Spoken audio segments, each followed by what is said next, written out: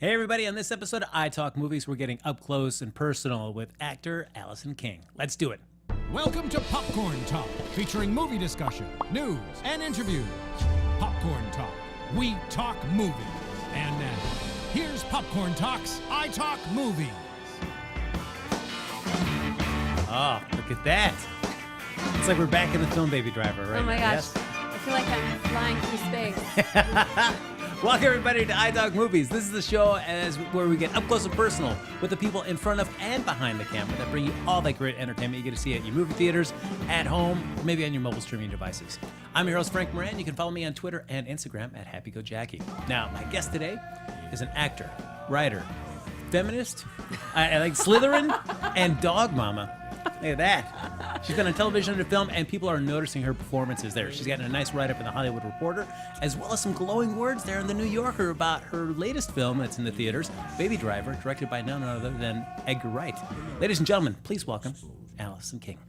Thank you. Look at I'm that. so excited to be here. That was such an intro. I'm like getting sweaty. Look at that. So, yeah, I do like that. I cribbed that from your Instagram profile right there. Slytherin. Going Yes. right out on Slytherin. Did you do the test? You went to Pottermore? You got I a fish? did. I got Okay. the official word. I am Slytherin. I was a little bit bummed at first to be associated with all of that feeling, but but you know, I really came around to it, and I think like a Slytherin is someone who likes to sort of break the rules when it makes sense, and I really like that idea. You consider yourself a rule breaker when the time is right? I actually consider myself very much a rule follower, but I love breaking the right rule at the right time. That's true. Yeah, I guess as anybody that loves something and you want to learn about it, you learn how to do it properly, and then you learn how to break the rules. Exactly. That's exactly what I mean. Yeah. Said much more eloquently, by the No, way. you said it much more eloquently. Now, as I noticed that, scouring that social media, saw there you tweeted out as you're on your way over here Yes. that you've never done live streaming before. No. So, oh, Allison, all right, Are we going through the internet right now? we are going through the internet. I feel electrified. Oh, well, that's good. All right. Now you said mouth like a sailor. Yes. Yeah. Is that something that you grew up around a family that's like, yeah, we all just Basically, yeah. I mean, I think my parents they tried not to do it when I was very young, but you know, as an adult, I think after like 12 or 13, I remember being in 5th grade and like being at the tree at the very end of the playground and like just swearing up a storm and feeling this feeling of elation because you just feel free to say whatever you want to say. So yeah, I like to say bad words. It's not that I like it, it's just part of the way I talk, and it's very hard for me not to. You know what I mean? Well, there's no holds barred here, so feel free. Talk as free as you want. I'm really fucking happy about that. Love it. I love it. I love it. Now, certainly the first time you're like swearing in front of your parents, that's like the big leap where you can do it and still feel like, I don't you feel... know, my parents, when I was a teenager, really treated me like an adult. Nice. So I think they were just like, whatever, you know? She's going to say what you want to say. Yeah, yeah. I do think can be a crutch for people who aren't very articulate, which I definitely, when I write, I don't swear a lot, but when I talk, I swear a lot. And I think it's because I'm not very articulate. Like the brain to mouth connection is not very good, but the brain to finger connection is pretty good. Does that make sense? Like That I'm makes more sense. articulate when I write. True, because I feel like at that time you're almost like you're thinking about it for a moment Yeah, there. you have a moment. Yeah. So now we're talking about growing up. Did you grow up? Where did you grow up? San Dimas High School football rules. San Dimas High. Nice. Whoops, sorry, guys. San Dimas High. Well, I grew up. So my first memories are of Venice Beach. My dad worked at a architectural firm right on the Strand, and I remember being 4 years old, and he would give me $2, and I would walk to the corner store, like on the Strand by myself at 4 years old, and get a grandmother's chocolate chip cookie and a Martinelli's sparkling apple cider.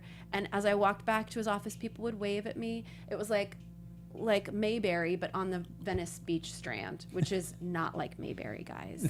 Not. 4-year-old by herself, not great. But that was parenting back then. That's true. Yeah. Just kind of let you go. It was very an easier free. time back then. Yeah. So anyway, Venice Beach, and then we lived in Eagle Rock for a while, and then we moved to San Dimas, and I went to high school there, and then I went to college in San Francisco, and then moved to New York to study acting. lived in Paris. I lived in Spain. I've lived in a lot of places. Wow. So, Yeah. of course, we're talking about San Dimas. You're thinking about, like, Yeah. Bill and Ted's Excellent Adventure. Yes.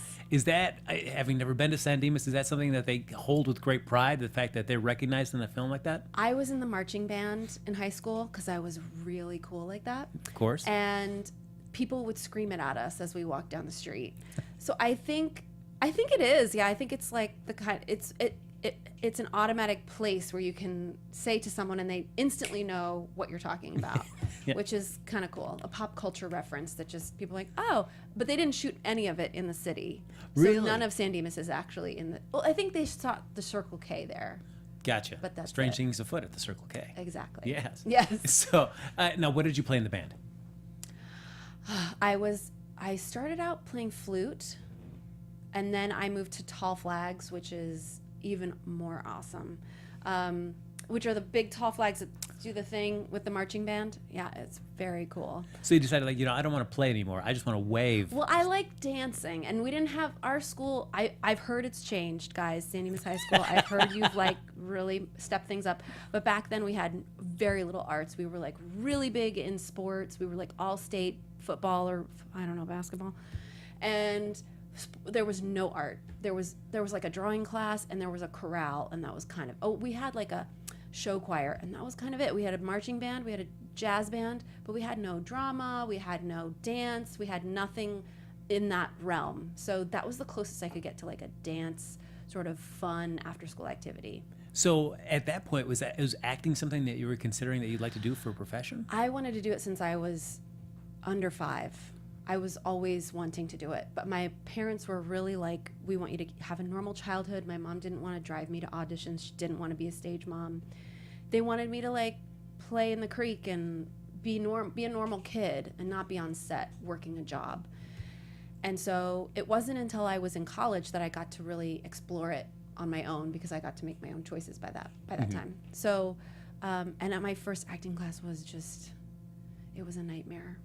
I was so shy and had such bad stage fright that I just remember standing on the stage, and it had big lights like this too, and I just was like, I don't know any of my lines, and it just slowly fell into the abyss. Oh. It was bad. Well, what made you decide to go to New York? So later in life, after I graduated college, I started taking classes at ACT in San Francisco, and it was suddenly like a light bulb went off. I had been working in finance in equity research, which was just a terrible idea. And if you know me with numbers, it's a bad idea. And I just was like, if I'm ever going to live my life, I'm a big believer in big risks. I think that's really the answer. I think like if you want to have a big reward, you have to take a big risk. And I knew I wanted to go to the highest caliber place that I could possibly imagine. And to me, it was like, well, New York, obviously. And I kind of wanted to live there anyway. And so I moved to New York. Yeah. Oh, nice. Yeah. Well, so as somebody that's like, I gotta, your parents must be thrilled. You're pursuing finance. Yeah. Oh, yeah. But when you say, you know what, I really want to do acting, that's what really speaks to me. And in fact, I'm going to head to New York as well. They're like, Yeah. Allison, what are you thinking? Just stay here, you're fine. Well, the funny thing is my parents were both artists. My dad he's a designer architect, and my mom was a singer. And my dad's also a great drawer. He doesn't really draw anymore, but and they pushed me into business because they were like, you're not going to live the life that we lived, and which I so appreciate and understand. I got a degree in international political economy and French. I studied in France, but ultimately you have to be honest with who you are, and I think that was the right choice. But they were actually, when I finally made the choice and I was like, I'm going to go to school full-time for acting, they were like, great. Oh. They were supportive. I think they just wanted me to get that degree. And so once I got it, they were kind of like, whatever. It's always like that fallback position. Like if everything Yeah. goes to hell, Yeah. Allison still got this degree. Yeah, and I can still work somewhere doing something. So looking back, do you feel like I really missed something out if I had pursued it as a child, as opposed like it was nice to have that kind of normal life like my parents wanted and start pursuing acting later? I think in my dark moments, I definitely feel a little resentment because I think they could have put me in situations like a community theater situation, or it doesn't have to be like, on set auditioning all the time. It could be just little theater productions in town. But I also feel like I got to live a life that was away from the business. That was full. I went to college, I studied abroad, I traveled, I did the Camino de Santiago in Spain. I went backpacking through Asia alone for part of it. And I would never give any of that up. And there is a thing with actors, we're always afraid to take time off. And I think I escaped that for the first part of my life, which I think is kind of a blessing. That's true, because I guess whether it be actors or anybody that works sort of in a freelance sort of position, you're always worried, like, when is the work going to dry up? So I've got to take every single thing that is, there's a possibility. Exactly, yeah. And then next thing you know, 2 or 3 years have passed and you haven't had a day off and you're fried and you're like, what am I going to do? And then you're kind of dead inside and you don't know what to do with yourself. You don't know how to rejuvenate yourself, you know? Yeah, it can be really hard. And it really is a grind. I don't know that people always understand what a grind it can be. So how often are you using your French now? Jamais. No. Never. No. I mean, every once in a while I get a French audition, which is really fun and really stressful because I'm always like, oh God, is it going to come out right? But the great thing, I lived there long enough and I really focused on the accent really very diligently when I was there. So I have a pretty good accent, and people, which I am not going to do now. No. But I think people can't tell where I'm from. They can't tell I'm American when I speak French. Oh, that's which great. Which is kind of cool. So I don't know that it's necessarily authentically Parisian like it was when I was there, but they can't quite point out what my accent is, which I think is positive.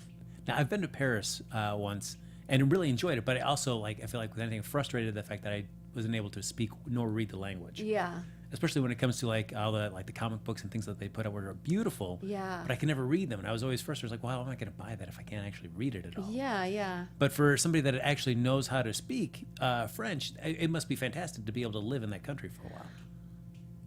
I have a love-hate relationship with Paris. I'm going to be honest. Really? It was a hard time. I was 19 years old. I was really young in the mind, and I was taken advantage of by employers who decided not to pay me at certain times.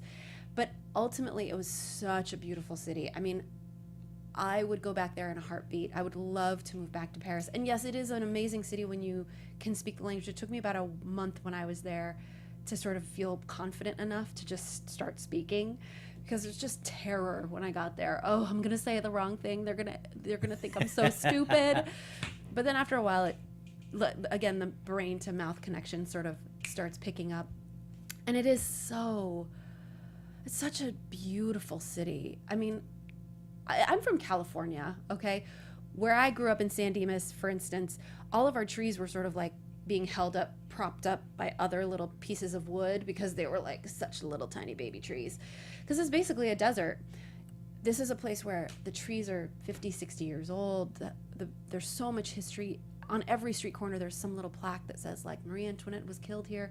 And it's just, as someone who comes from a place where we think 50 years is old, hundreds of years old, if not thousands, it's just mind-boggling and amazing. It's an amazing place.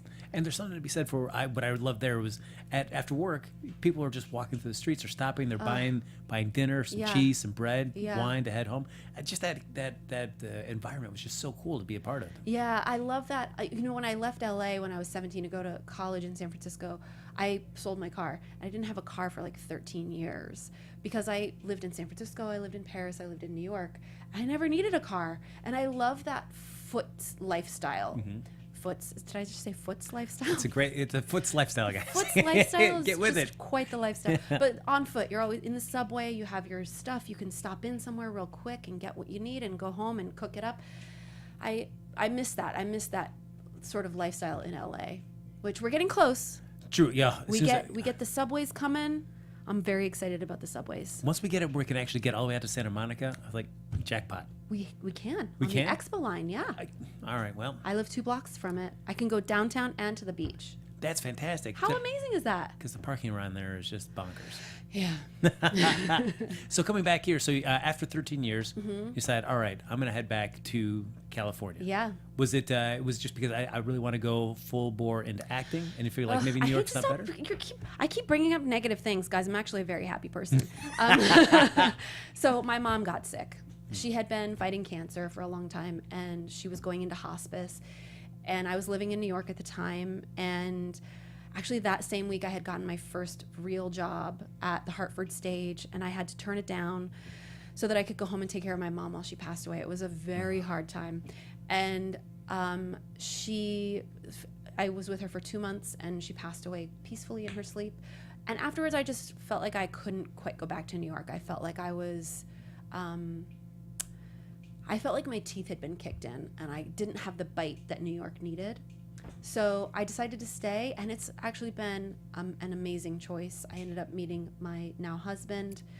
We bought a house in West LA. We are very happy. I got the Foots lifestyle. I can walk to things. And now I'm acting in Baby Driver. So I guess it all worked out for the best. Well, I mean, and certainly we have Baby Driver. But of course, I mean, Midnight Special with Michael Shannon. Yeah. I mean, that is a nice entryway there. So, but also you get a chance to work with Michael Shannon. Yeah, so I didn't actually work with Michael Shannon in Midnight Special. Sorry, I had a brain fart there. I worked with Adam Driver. Okay. And which ain't no slim pickings. No. And at the time, I didn't know I knew who he was. I was a big fan of Girls from the first. And I was like, this guy is terrifying. I was like, I don't know what he's going to bring to the scene. I don't know what this is going to be like. Turns out he is one of the nicest people I think I've ever met in my life. He was so generous with his time, and he was like right away welcomed me to set, which not a lot, but most, big name actors won't do. He was just lovely, lovely, lovely, lovely, lovely. And I was like, he is obviously brilliant because he plays such a jerk on Girls, and such a singular jerk, and he's actually just the sweetest, nicest guy in the world. And kudos to him, because I would think that just based on that, you're just like, oh, God, this guy's he's probably bringing like a lot of that off-stat camera as well. Yeah, which I wasn't sure what to expect, but he was actually lovely. And Jeff Nichols, I had already been a fan of his work before, and when I booked it, I remember I cried in the casting director's office because I had been struggling for so long in the hustle, like auditioning all the time, and she called me in for another audition just so she could tell me that in person that I had booked it, and she'd brought me in for so many things, and I was like, I want to hug you, but I won't because I know you don't like hugs. So for you, as you're saying, you just kind of struggling and hustling. Yeah. And getting faced with that rejection constantly. What kind of kept you going during those moments? You're like, man, am I making the right decision? Sheer determination. And I think also at some point I released the idea of being successful. And I was like, basically, because as an actor, there's some part of you that's always like, I could be doing something else and I could be so successful, which I've already done. I already worked in finance for 2.5 years, and I hated every moment of it. And I was kind of like, I came to this realization, and I was like, no matter what happens, I love what I do. And no matter whatever success means to whomever, whatever success may mean, I don't really need it in order to love what I do. And I can fall in love with just auditioning. And so that's what I did. I really fell in love with every character, every audition, and that's when I started booking jobs. So you really noticed a definite difference. Yeah, because it's so much of acting is a mind game with yourself. It's not a mind game with other people unless you're not a very nice person. It's really about it's sort of, people talk about like treating it as an offering. So you're not like trying to get a job. You're like, you go into the audition and you say, here's what I want to do. What do you think? This is what I think of this character. Now let's collaborate. Let's work on this. Instead of going in like, what do they want? How can I please them? It becomes more about your own creative process and what you want to say with your heart and mind and soul and body as a part of this piece of art, which is a movie or a TV show. And even if it's just right this way, sir, there's a way that it comes out, coming through your body. And I think falling in love with falling in love with that process really opens you up to creativity, and that you don't walk in as a supplicant, you walk in as a colleague, and which is really hard for some auditions because you're already a fan. Like with Jeff Nichols, when I got to do the callback, I was already a fan of his work. I loved Take Shelter. That movie was so profound to me, and I loved what it was saying. And to be even in the same room with him, I was like, all you have to do is do the scene and get out without like telling him how much you love him, which I did. Phew, I did it. As the door's closing, I love you so much. Please hire me. That never goes away. But yeah. Where was I going with that? Well, so then what's it like then to be on set with somebody that you just admire so much? Oh my gosh. You've gotten the part, and now you get to be around them on a regular basis. I have to, it's like two wrestling parts of me. There's one part that just wants to fangirl out and like take pictures and like ask them questions and, you know, be that annoying fan. And then there's another part that has to be louder, and it's that we are working on this together and that we are colleagues. And I think if you go into a situation where you're working with someone and you let your fangirl take over, it doesn't work well because nobody wants to be fanned over. Everybody wants to just feel like another person, and we're just working on this thing that I wrote or I'm directing and I love it and I'm glad you love it, so let's just do it. Nobody wants to feel like they're up on a pedestal. You know what I mean? So I'll wait until filming is I'm done, or even like the movie's wrapped, I'll send like a thank you card and say, by the way, I'm a huge fangirl of yours. I like just try to like slide it in at the end, which I haven't really told Edgar yet what a fangirl I am of him, just because I just can't, I don't want to ruin the relationship that we've created on set that was more about colleagues. I'm not saying I'm the same as Edgar, but when you're working on something together, you can't put that person on a pedestal. It just doesn't work. Which I have to imagine, like even back in the audition room when you're doing that, it's like I can see why bringing yourself and just basically as a colleague. Yeah. That way you feel like you're giving a performance that you are excited about giving, as opposed to if you're trying to please somebody else. 100%. And you get that role, you're like, no, I just got to do it the way that they want. Right, and that doesn't feed you. That's what depletes you in the end. And that excitement over like, this is what I want to do with this part is contagious. People love that, you know. People love to see you get people love excitement. They love engagement. And so when you're engaged, it's engaging, right? Yeah, because you, and I don't know in terms of the in the audition room. Yeah. Is there, with your point of view shifting, could you tell there was a different response from the casting director or the directors that you're reading for in the room, or it's just more like, regardless of whatever they give me? Yeah, I think the shift is that it didn't matter to me. Like, of course I want to be liked. Of course I want, you know, we're like, what is it called? Pack animals. We like to be in groups. We like community. So of course I want to be liked. But you have to, on some level, say, well, this is what I want to do. Either you want to buy that or you don't. And that has nothing to do with me. It has nothing to do with my creativity. It has nothing to do with who I am as a person. It's just not right for the story you want to tell. And that's so freeing that when you're in the audition room, you can really just do what you want to do and then kind of go, okay, cool, it was nice to meet you, and leave. And then go on Twitter and go, what are they saying? Maybe they're saying something nice. That's right. Just read, oh, Allison came in the room. Oh, man, she fired on all cylinders. What a That's bitch. great. So now, to go back into some of your earlier filmography, you did a show, My Kid Ate What? Oh, God, yes. Is that basically a reenactment show? Yes. Yeah. Yeah. What did my kid eat? Oh, wait. I can't remember what my kid ate. It was on the same episode that had like rat poison and magnets. I can't remember. I wonder if it was, no, it wasn't rat poison. I cannot, that's so funny. I totally forget. So when you're shooting a reenactment show like that, of course, everybody knows how ridiculous some of these stories they're retelling are. Yeah. But on the side of, they're like, we know this is ridiculous, but Allison, this is going to be very serious. No, they actually took it very seriously. And I think that's wonderful. I think, you know, a job's a job. Sometimes you got to take jobs you don't necessarily love. But I was just happy to be there. It was my first real big set experience where there were big trucks and everything.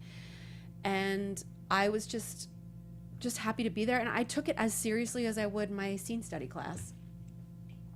So we got Baby Driver. Yes. When does that first come into your orbit? Like, hey, Allison, there's a role we think you'd be great for. So I got the audition, and I crapped my pants.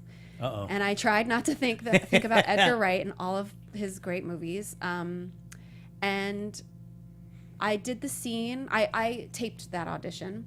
So I sent it in, and I remember being like, it was the same thing. Like, okay, well, this scene could go kind of a lot of different ways.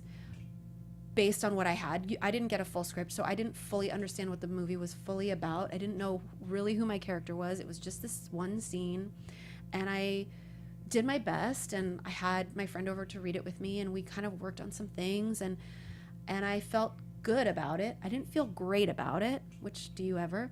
And then I sent it off, and I was like, okay, well, that's that. I got to do what I wanted to do. And that's what most of the time is. You work your little behind off, and you send it out, and then that's the last you hear about it. And then I got the call back in December. I remember it was December 2015, and my husband had decided to have a Christmas party, and I was stuck at the audition that same day. And I was like, I think I'm gonna miss the Christmas party because they're running late. And he was like, and I was so worried about missing his Christmas party because it was for his work, and I wanted to be there with him, and he never decides to have Christmas parties. And he said, don't worry about it, just get the job, which is so amazing. My husband is amazing that way. And so I just sat there, and I was like, okay, cool, I'm just gonna focus. And I went in, and I remember I did the scene once. Oh no, so I walked in, I remember, and Edgar was like, well, we loved what you did on your tape, so just do it again, which is like great. And also like, oh, can I do it again? Like, I don't know. What exactly did I do? I don't remember which take I sent him. And so I did the scene, and he was like, great. And he turned to the casting director, and he was like, what do you think? Should we have her do it again? He's like, since you're here, why don't you just do it one more time? And I was like, okay. And we Is did that something it. you enjoy when they say do it one more time? Do you feel like, all right, how do I give something on a different spin? Yeah, I did try to do something a little bit different, and I always do try to do something just a little bit different. And sometimes it's just like maybe liking the object of your work a little less or a little more, something really simple like that, which changes the way you relate to them. And for the shootout scene, I remember he was like, I'll cue you, and he just cued me so wrong that I was like, okay, hold on. I was like, let me just do it by myself.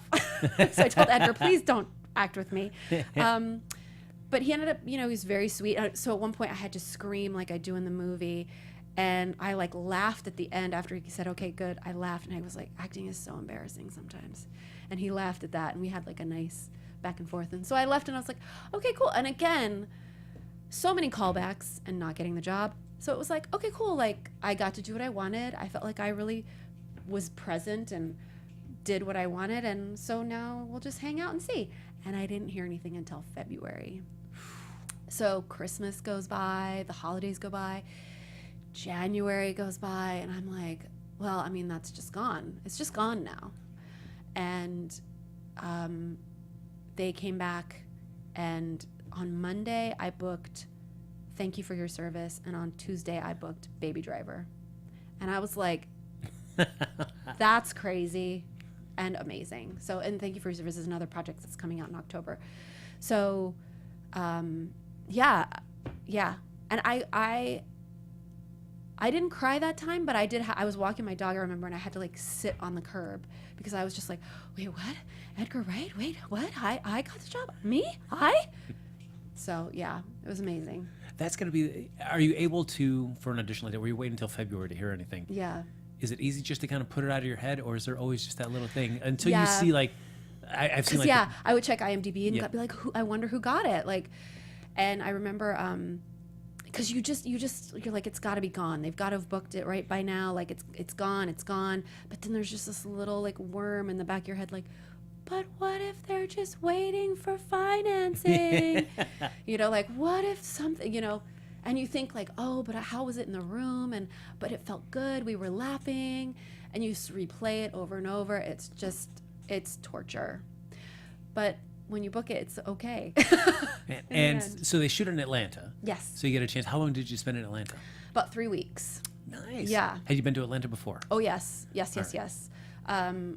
I've shot a couple things in Atlanta, actually. So, and I actually love Atlanta. I have talked about moving there with my husband just because I think it's a great small, big city. Mm-hmm. It's a small town in a big city. And the only thing is they don't have great ethnic food, which really, as a Californian, I don't know if I could live without great tacos or great Thai food. You know what I mean? Oof. Okay, I understand Yeah. I'm very stomach driven. that. No complaints there. I completely understand that. As am I. Yeah. So what I like is your character is just named Nice Lady Teller. Yeah. And Edgar Wright has already talked about how much a fan he is of Driver with Walter Hill. Who wrote that. And the way that he just basically it's Driver, it's the detective, so he just gives those simple names. I feel like this is a character that's just kind of a nod to that, where it's just the basic descriptor of this character is how we're going to call her in the film. Yeah. And what I will say about your characters, I feel like this is the nicest character that has ever been in a post office that I've seen in my entire life, ever. Yeah. I mean, I've seen some nice people, but it must be a hard job. It must be a hard job. Yes.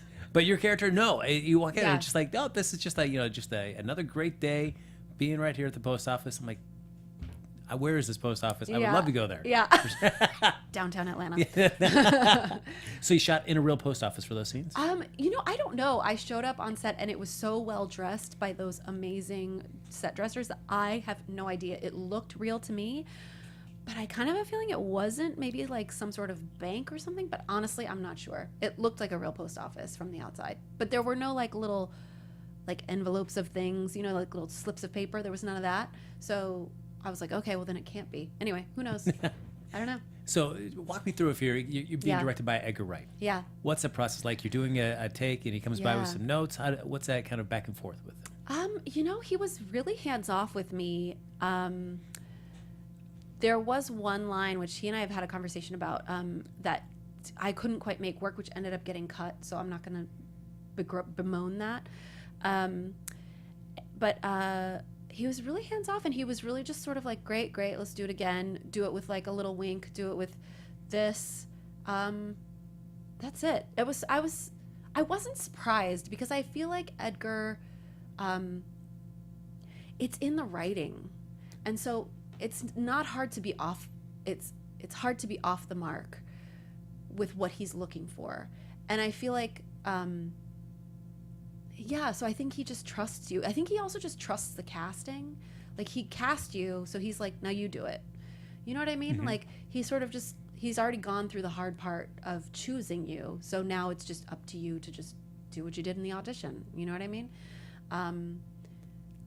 And yeah, I don't know. It was very easy. I'm sorry there's not much to say, but it was just so easy and so it was about getting the coverage, and we just did the scene a bunch of times, and Ansel was lovely, and that was that. When you're working with somebody like Jeff Nichols or an Edgar Wright, and you've worked even as lovely as you were saying them, but like say like people like my kid ate what? Right. Is there a noticeable difference in terms like, oh wow, this is Edgar Wright directing me, as opposed to this is just the director of this episode for this show? Is there a big difference, or is it all pretty much the same? It's all the same. I think they are the arbiter of what the story is. They are the main storyteller, besides the editor. But I think it's all the same. It's the same as like on theater and to TV to film. I think it's a collaboration between you and your instrument and the director and their vision. And so it's always like, it's always going towards that same, we're all going towards the same goal of telling the story. And I'm sorry, I'm feeling very inarticulate, but it's always the same. I mean, it's not the same in that like Edgar's just like the guy who did Your Kid Ate What. Obviously he has a very specific and very clear way of telling a story. But a lot of what he does is already in the writing, it's in the editing. It's all sort of happening around you as an actor, and all you have to do is fill up that spot, that space, and hold the space for him, so that he can manipulate it and it can become an Edgar Wright story. Does that make sense? It does. So as an actor, you don't approach it any differently, or it doesn't feel any different from working with him or with another director. The directing is directing and acting is acting. I feel like I'm not really telling you a very good story, but I think it's never different. Same with acting. It's never different. Like film to TV to theater, it's not different. It's the same thing. Well, I mean, it is different, but the creative process of creation and creating a character is not different. Yeah, basically, no matter what the platform is, whether it be for this film, TV show, play, something you're doing for some kids down at a local YMCA, you're gonna approach it that same way. Yeah, with the same sort of diligence and excitement and engagement, and it's the same process. So, as I mentioned at the beginning, the film comes out. There's a review in the New Yorker, and they single you out as what was great about your performance that you weren't trying to act cool. Right. Well, that's.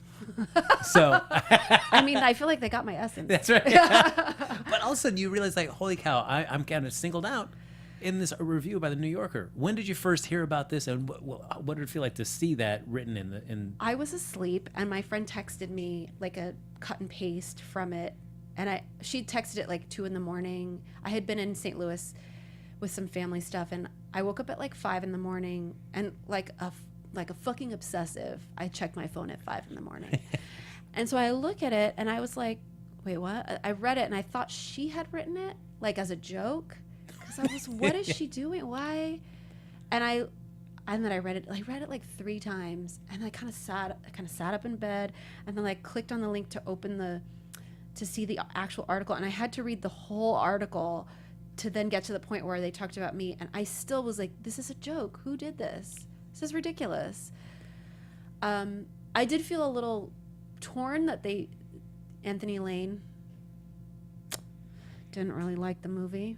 But he liked me, and so I was like, how can you not like the movie and then like one it's very confusing. But I mean, I don't know how I feel about it. It's very strange. I feel like I should send him a gift basket of some sort and say thank you. But I don't know. It's lovely. It's lovely to be, and again, as part of the hustle, like, it's lovely to sort of have someone recognize your hard work, and it feels very good. But gosh, I don't know. It's strange. I mean, how would you feel? So strange. Well, I would have felt like, of course, guys, I'm awesome. So that's how I would have felt. Yes, I know. Thank you. I don't know. I almost felt weird. I saw Edgar a couple days later, and I was almost like, did you see that? I didn't want to say anything because it's just weird. But then the DP was at this thing, and he was like, did you see it? And I was like, yes. So strange. And he was all compliments. It's just crazy.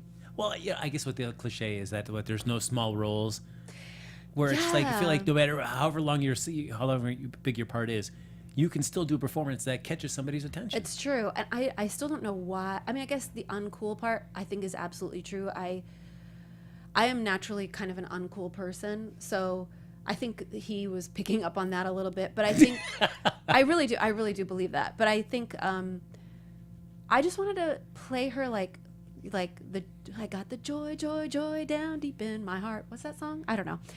So I wanted to kind of have that joy, and I just kind of played that joy. And I think I don't know. I mean, I feel like I'm grasping it. It's just like, it's exactly the same as if you don't get a part and you're like, it's because I walked in and I looked right into the camera, and then I looked right at the director, and he looked cranky, and so I looked at the casting director, and then it went to shit. You like start creating narratives around your success or your failure. I don't know. I don't know why. I have no idea, but it is nice. Well, as you mentioned, you've got another film coming up later this year. Thank You for Your Service with Miles Teller and Amy Schumer. Yes.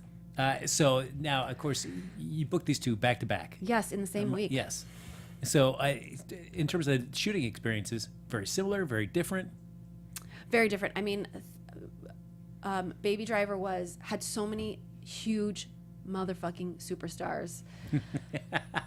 There was like paparazzi around, and I was like in the green room like, what am I doing here with John Hamm and Asa and Jamie Foxx and Ansel? I was just like, what am I doing here? This is crazy.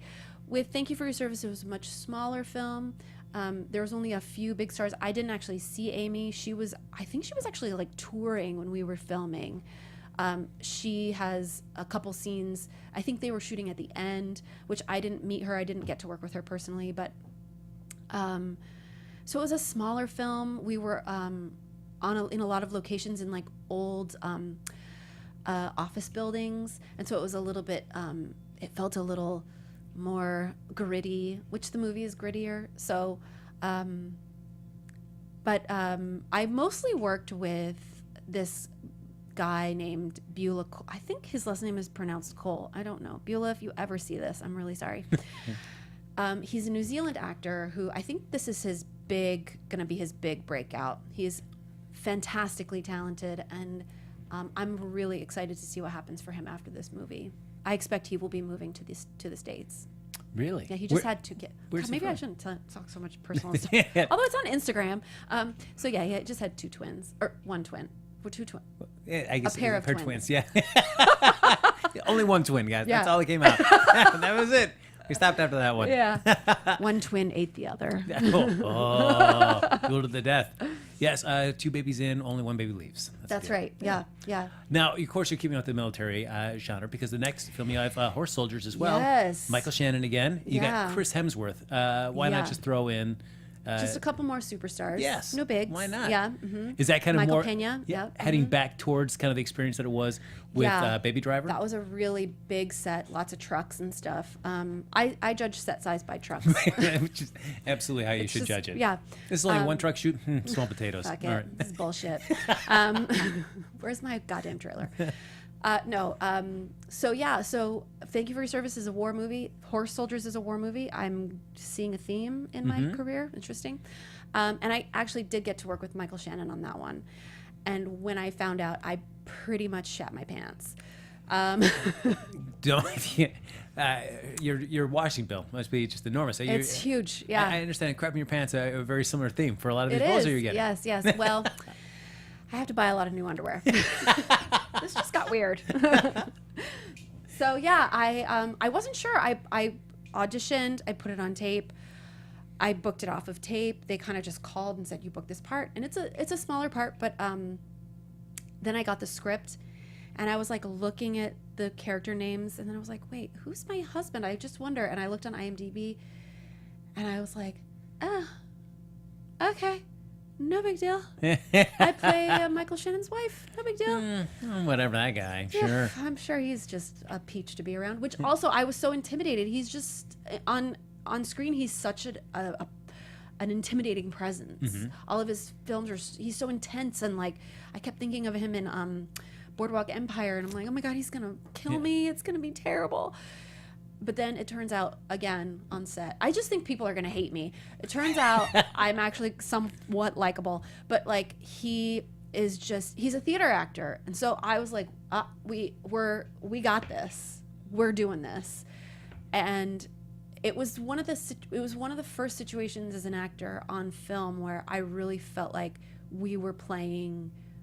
This is kind of cheesy, but we were playing ball. We were there to play. And we were like, we were in kind of a fight, and we were like, I'm gonna throw it this way, and I'm gonna jab this way. We were boxing, and it was so thrilling. I went home and I was like, I want more of that. I would give my left foot to work with him again. I mean, and I think everyone I've worked with has been amazing, but he was just like, let's fucking do this. Let's throw down, And we're in a scene that's very intense, and we're not happy with each other. And so we just went for it. And as an actor, it's just, it was awesome. What's going to be where you feel like people that you admire, that they're not just, you feel like, they're just kind of phoning it in at this point. Nope. Somebody like that I really admire and appreciate. They're there, and they're really just to dig in every single time. Yeah, 100%. Yeah, and actually there was a moment where they were, the crew was all setting up to do his shot, and they were really concerned with him. Obviously, he's like the big superstar, and I'm like nobody. Don't say that. Do not say that, Allison. Well, I mean, compared to Michael Shannon, I'm really nobody. He's not had a write-up in the New Yorker. That's right. You know what? Yeah. Thank you, Anthony. Eat it, Michael Shannon. Yeah. But no, he made sure that I had what I need. I had my mark. I had what I needed to really be present with him, and I thought that was just incredibly generous, and not every big time actor will do that. Well, I'm glad you did not give up your left foot, because that would Yes. really be difficult to live that foot's lifestyle Yeah. that you wanted to do with only one foot. That was great. Yes. That was great. So now, as we're getting ready to wrap up, Okay. what else do you have on your docket in addition to Horse Soldier. Nothing. That's Just it. I only relaxing. have 3 movies coming That's out. it. She's done. She's given out. She's out of here now. And No, back to I'm- finance. I'm auditioning like crazy, so that's great. I'm very lucky to have great reps. So hopefully something else will come along. And hopefully it definitely will. Thank I have you. no doubt of that. Thank and you. if people want to keep up to date about what you're doing on Twitter or Instagram, Yes. I know you've got 2 different handles. I know it's very confusing. I'm sorry, guys. But Allison King, I guess, is a really popular name. So I'm at Allie King on Twitter, ALLIKING, and Allison G King on Instagram. All right, look at that. Yeah. Ladies and gentlemen, please go. You don't need me to tell you, but Baby Driver, a really fantastic movie. Check it out. You'll see the nicest person working in a post office that you've ever seen. Make you mad at your local post office that there's nobody as nice as that working there. But I've been your host, Frank Moran. You can follow me on Twitter and Instagram at HappyGoJackie. Thanks for joining us for this episode of iTalk Movies. We'll see you back here on Popcorn Talk next time. Bye, guys. From producers Maria Menounos, Kevin Undergaro, Phil Svitek, and the entire Popcorn Talk Network, we would like to thank you for tuning in. For questions or comments, be sure to visit popcorntalk.com. I'm Sir Richard Wentworth, and this has been a presentation of the Popcorn Talk Network. The views expressed herein are those of the hosts only and do not necessarily reflect the views of the Popcorn Talk Network or its owners or principals. Thank you very much, ladies and gentlemen.